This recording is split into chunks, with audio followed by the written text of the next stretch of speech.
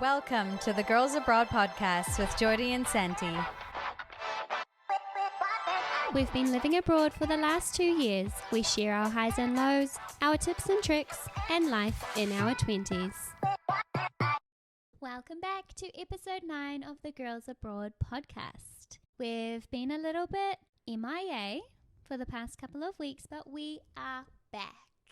We're back and we are going to do an episode about long distance relationships.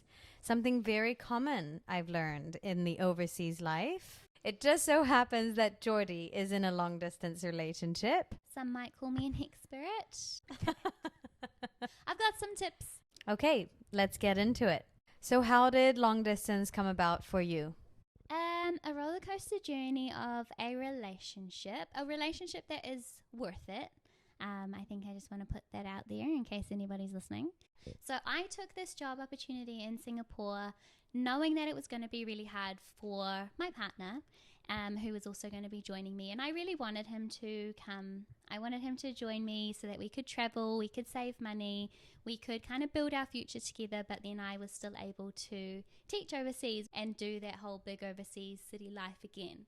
So I knew that it was going to be quite tricky to pull someone out of their norm and drop them into this completely new life that they had not experienced before. Yes. So it was working for us for quite a long time, and it was okay. We were still able to save money, still able to travel a little bit together, even on the one income.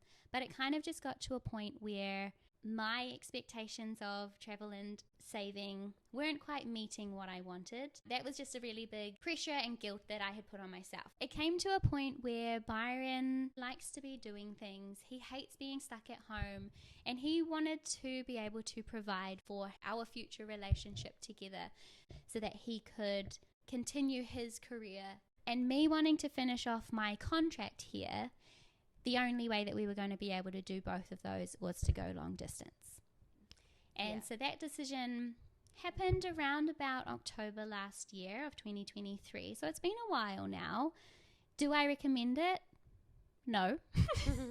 But have we grown from it? Absolutely. So I think it kind of worked out in the end for you because you did get that time away together. And you guys will probably never forget your time in Singapore, but it just came to a point where it was just time to move on and to do the long distance thing. And if you are from Singapore, you know that, I don't know, like maybe 80% of the expat people that I meet are in long distance relationships, if they're in a relationship. Okay, so the second question that I have is, have there been, despite the difficulties, have there been any positives that have come from long distance? I was actually quite excited at the point of having some time to myself and space to myself. In the small Singapore apartments, you kind of can get quite easily cramped up and frustrated with the small space that you're in. So the moment I had space, as down as I was emotionally feeling, it was actually quite nice to be able to kind of reset. So I completely changed up my whole apartment, where everything was, all of the furniture. I did like a restock of the fridge and the pantry of all the foods that I liked. And it was kind of like a cleansing of that guilt of having him here and him not feeling his 100% kind of being brushed off my shoulders. Yeah, emotionally it was like a down moment. However, at the same time, it was kind of like, I can breathe. He's going to be sorted. He's going to be okay. He's got his family. I'm going to be okay because I'm not going to be okay. I'm not okay, guys. I'm okay. I think the biggest thing for me was making sure that he was going to be okay. At that point, I knew that I was going to be finishing my contract. I knew that I had XYZ holidays in place to kind of get me through. So the biggest thing, knowing that he was going to be moving, was to make sure that he was settling back home. I think it's also like you had kind of set your purpose for the last 2 years, and this was Byron's chance to go back and get back into his routine, into his purpose, and, you know, find his place again back home. And and kind of set ourselves up for when I do return home, so that everything's kind of just tracking along as normal. Being apart has kind of definitely made me more independent, and had to kind of figure out how to live by myself again. And it's been a while. But just, the safety aspect, making sure that I'm locking my door, because many times I've woken up and the door's been unlocked because, whoops, I've forgotten. There's no man in the house to protect me. Luckily, we are in Singapore. Exactly. We are lucky. Even like traveling, I've had a lot more experience to travel, and I do put that down to kind of having my own expendable income, while Byron's got his own expendable income. So you've had some opportunities to travel alone, a few solo trips before, when you go back to New Zealand, you might not be doing that. Yeah. Because we've been apart, we've kind of been able to set goals together. Things that we want to achieve in the future. We've met up a couple of times in random countries because we've been able to. And I know that's not an easy thing to do when you are living in New Zealand, being so far away. So setting travel goals, setting relationship goals, that has kind of only come from being long distance. Okay, and the next question is, what are the difficulties? Everybody knows long distance relationships are hard. Yeah, so the trickiest thing is I didn't really realize how important physical touch was to me. I never thought that that was the kind of person that I was until Byron came along. Having someone close by and all of a sudden not having them close by has actually been really tricky. Like sometimes you walk in the door and one day you want peace and quiet, but you want someone's company, and then the next day you just want to rant to someone, and you just don't have that person there to rant to. And that's why phone calls have been really important for us. So tip number 1. Another difficulty has been just decision making. It's actually really hard no matter what job you're in, but you make decisions left, right and center every day, and then the moment you get home, just trying to decide what to have for dinner, it's exhausting. So having someone else's brain, someone else's ideas there to kind of say, let's do this, let's go here for dinner, I've already cooked for you. It's just like another sigh of relief. At different points, we've been 6 hours apart, and it's now 4 hours apart, just based on daylight savings and things in New Zealand. But getting that time to communicate has been quite tricky, and especially when we're both working. As much as I've said we have stayed in contact every single day, it hasn't been easy, and things happen in our lives that we just want to share with each other, and it takes away from celebrating then and there something that's happened. Yeah. A question that's popped up into my mind is, when you move into a long distance aspect of your relationship, how did it look different for you guys going from obviously being in person every day, living together? Did it look different in how you showed your love and how you, showed your love languages, for example, when it turned to long distance? Was there something you had to do differently? Yeah, I had to learn real quick. More of the words of affirmation type of style. So Byron is so good at messaging with a whole bunch of emojis. So he's kind of had to channel his physical touch through his messages and kind words. And I'm not a kind words type of person. Even like in a relationship situation, it's something that I haven't kind of been brought up with. You'd have to have conscious effort put into it. Yeah. Yes. And I mean, because Byron's so good at it, I kind of quickly learned, okay, emojis are good, long messages about love and this.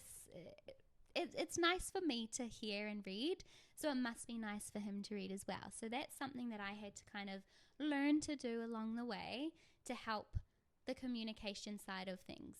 You always felt it, but in matters of expressing it, it just took a bit more effort and thought. Yeah.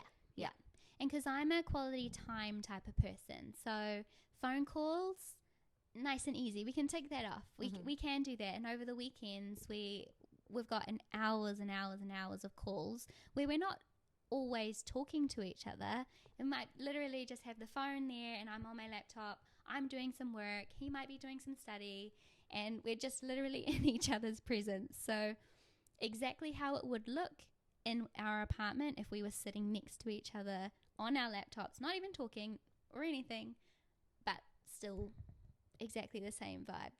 I just saw this video on TikTok, and it was like a snippet from a movie with Susan Sarandon, and she was saying how she was talking about marriage and how marriage is like basically just having somebody who witnesses your life. It's like somebody who's there, someone who's there in like the mundane things on your every day to day, someone to share your news with. So like it makes me think of that when you have your video calls and you don't even have to be talking, but it's like Byron's just there, you're just there, and it's comforting. Yeah, it is a comfort thing. You're right. Having been a seasoned long-distance relationship gal now for a few months, do you have any tips for anybody else going through a long-distance relationship? I have already mentioned communication. I think that is so key to make sure that you've got a bit of a plan when you're going to message each other, and make sure you agree on that. So I'm quite lucky, he's quite lucky that we message each day and we're okay with putting in that effort, and that we call at least 5 times a week, and we actually schedule that. So on Sundays we kind of get both of our calendars out and we figure out what time of the day suits both of us that we can be in a call with each other. So again, agreeing on that, but also planning it in and sticking to it. So communication is key. The second thing would definitely be planning dates. So dates don't look the same, unfortunately. It's whether it is eating the same food, watching the same movie, just, kind of making it seem like it's just you two having a special moment together.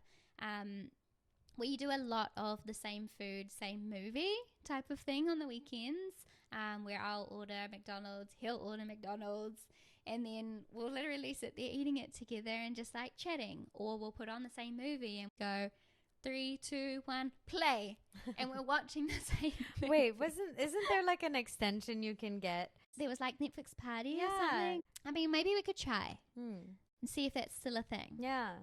Tip number 3 is get Netflix Party. I think it's also really important that you've got other people around you. He's very lucky. He's got his family with him. He's got my family with him. He's got my dogs with him. He's got everyone. But I'm lucky here because I've got lots of friends too. I'm so popular.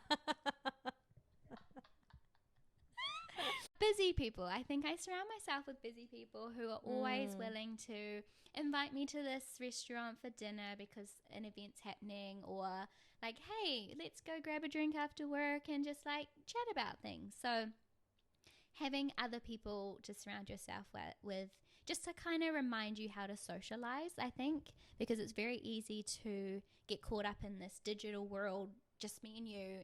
The last tip that I think is really important is to plan when you're going to see each other next. Ahead of time. Yes. You can look forward to something and you know the time's going to end. We plan holidays together. I visit home, he visits here, and we know that those dates or those flights are booked in so that we can have a bit of a countdown. Counting down together is kind of exciting too, but if you didn't have something planned or something booked together, I think it would almost feel like a never-ending situation. I was going to ask about the mindset. I feel like, you know, you're very good for surrounding yourself with friends, but also like at the end of the day, you're going home alone at night, and that's an adjustment. And so what would you suggest for people going into long distance and maybe also that tend to more the anxious side? What would you recommend? Don't do it. Just don't do long distance. You're screwed. I think it's really important to distract yourself. I think one of the biggest coping mechanisms at the start was reading. So being in a book to kind of pull you out of your reality. Romance books, of course, because it feels like, oh, you are getting this kind of love somehow because you're reading about it in someone else's life. Distraction, I think, is quite key. Again, I'm lucky because my work day is really long. So there's a big part of it where, okay, I'm busy at work. I'm not even thinking about being in a long distance relationship and missing someone because I need to be focused on this. Because it is, like, I'm so used to literally unlocking the door, opening it, and being like tackled by hugs because that's just the type of person Byron is, to walking in going, wow, okay, it's silent. I need to kind of distract my brain from the overthinking so that I can sleep too. Yeah. I feel like sleeping would be such a big adjustment after, you know, moving into long distance for the first time. We've actually stayed on the phone a few times and fallen asleep together. It's actually how I get to sleep the easiest if we're on a call together. Yeah. It makes sense. It's like that comfort thing again. And who knows, if someone does come crashing through my door trying to steal me. Well, Byron's on the phone. Yeah. He's sleeping, but that doesn't matter. Wake up! He's in REM because it's later over there. Joke's on you, thief. Quick Fire 5. We're going to do a little segment of cheating or not cheating. All 5 of these are scenarios for when you are in a committed relationship. So not situationships, not just seeing someone, actually in a relationship, whether it's cheating or not cheating. So first one is if one of the partners still has dating apps on their phone. 3, 2, 1. Cheating. Absolutely. What are you doing? I think that if you are still interested in doing that, or you haven't met somebody enough that has made you consciously think, oh geez, better be off these and delete it, and I don't even want to be on it, well then you probably not with somebody that you should be with. Control delete. Okay, so scenario 2 is if your boyfriend gives another girl his jacket if she's cold. Okay, 3, 2, 1. Cheating. Not cheating. No, thank you. Because you know what she's going to do? She's taking it home. You're never seeing that jacket again. No. I think it depends on the girl. Like, and it depends, is it actually cold? Is she asking because, you know, she's trying to, is it 30 degrees out and she's like, I'm so cold.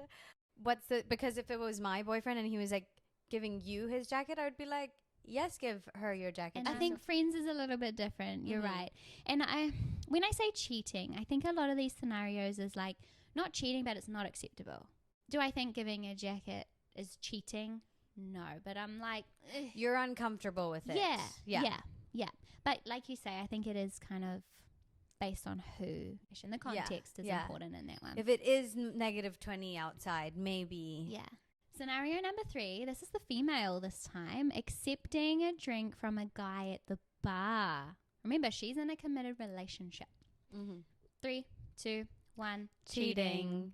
Yes, I think that actually most girls wouldn't agree with that. I know. That I know of, at least. Like, at least for me personally, I've always felt uncomfortable with that. Even if I'm not in a relationship, I'm really uncomfortable with somebody buying me a drink that's not, you know, someone of interest or anything. So, and I think that a lot of girls take advantage of free that, drink. Yeah, that upper hand of like, ooh, guys buy me drinks, so I'll just use him to get a free drink. I think the whole gist of it makes me feel uncomfortable. Yeah. And I'm the complete same. Like, what has he done to that drink, first of all? You know, like, I don't even know you. Okay, scenario 4. If your partner gets a text and hides it from you and doesn't allow you to read it. 3, 2, 1. Cheating. Are you sure? It depends who the text is from. But you wouldn't know. Yeah, but like, what if it's his mum or something? What's she saying that he can't show What you? if your mother-in-law doesn't like you, and he knows, and so he's just like, this is gonna create drama. I'm just not gonna show but it's gonna create drama if you're gonna not show. Yeah, I do agree with that. Yeah, it's a tricky one because ultimately you've just got to trust, right? You just got to hope that if he is going to hide something, it's for an actual secret reason, like he's going to propose to you sometime soon and he just wants to like hide some messages from the jeweler or something like that. Yeah, no, I think that everything should be open. If you're in a relationship, you should be comfortable to show your partner anything and be comfortable enough to talk about anything, even if it's something that could be perceived to be wrong. Yeah. But like, you have that communication to be like, hey, look, I know this looks so bad. Last scenario, number 5, is whether your partner has a work husband, a work wife, a work spouse. 3, 2, 1. I'm going to ultimately say cheating, but I feel like I could be persuaded otherwise. It depends who it is. Is that really bad to say? I honestly just think that I feel like there are only certain types of people that have work. You're a certain type of personality to have a work husband or work wife. Like to be at work in a professional place and be like, this is my work husband. I don't know. That's just not part of my personality. Single or in a relationship, like that just wouldn't happen. Yeah, no, you're so right. So like, I feel like we would be incompatible anyways if you're the kind of person to have a work wife. I know what we've got. We've got work moms, work dads, work aunties, work uncles. I always have a work mom or auntie or something. Yeah. Yes. Work sister. Work sister. Actually, no, apparently we're real sisters. We are. Fun fact, we get mistaken for each other all the time. Racism is at its maximum in Singapore. No one in New Zealand ever said we looked alike, though. But it's Singapore. It's like when we first moved here, it was like weekly. Yeah. Okay, well, that brings us to the end of episode 9 and our last episode of the season. We don't really know what's coming in the future. Long distance friendships. Yeah. But it makes me sad to have long distance friends. But that's just being an adult as well. Yeah, it is life. We'll be going long distance and we'll just have to see what comes of the future. And this was kind of like a really fun little like passer time buyer kind of thing. It's our little passion project and we'll see how we can kind of continue it, and it might look a little bit different and sound a little bit different in the future, but we'll see you when we see you. Peace. Peace.